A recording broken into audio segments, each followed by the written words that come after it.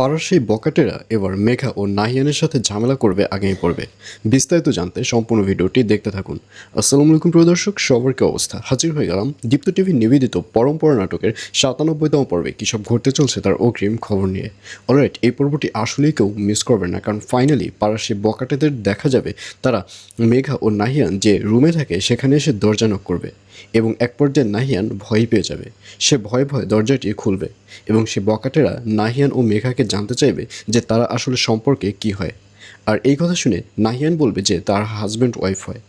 আর এই কথা শুনে ওই বকাটে লোকরা বলবে, আপনারা যদি হাজব্যান্ড ওয়াইফই হবেন তাহলে আপনাদের বেডগুলো আলাদা আলাদা কেন? আপনারা তো একই সাথে ঘুমাবেন। আর এই কথা শুনে নাহিয়ানকে দেখা যাবে সে ভয় পেয়ে যাবে। তখন মেঘা বুদ্ধি খাটিয়ে অন্য একটি ট্রিক কাজে লাগিয়ে অন্য একটা কথা বলে ব্যাপারটা ঘুরিয়ে দেবে, যাতে করে এবারের মতো তারা বেঁচে যাবে। আর অন্যদিকে এবার রাশাকে দেখা যাবে সে বিশাল একটা টেনশনের মধ্যে পড়ে যাবে, কারণ সে চাইবে তার মাকে বাঁচাতে। কিন্তু এই মুহূর্তে তার মাকে যদি বাঁচাতে চাওয়া হয় তাহলে মোটা অঙ্কের টাকা লাগবে। আর এই টাকা পাওয়ার জন্যই রাশা এবার তার মায়ের যে সম্পত্তি রয়েছে সেই সম্পত্তির ভাগ চাইবে। কিন্তু বাড়ির কেউই, অর্থাৎ রাশার নানি থেকে শুরু করে রাশার মামা, কেউই সেই সম্পত্তির ভাগ দিতে চাইবে না। আর এছাড়াও থাকবে আরও আশ্চর্য সকল ঘটনা। সুতরাং সবাইকে পরম্পরা নাটকের ৯৭তম পর্ব দেখার আমন্ত্রণ রইল।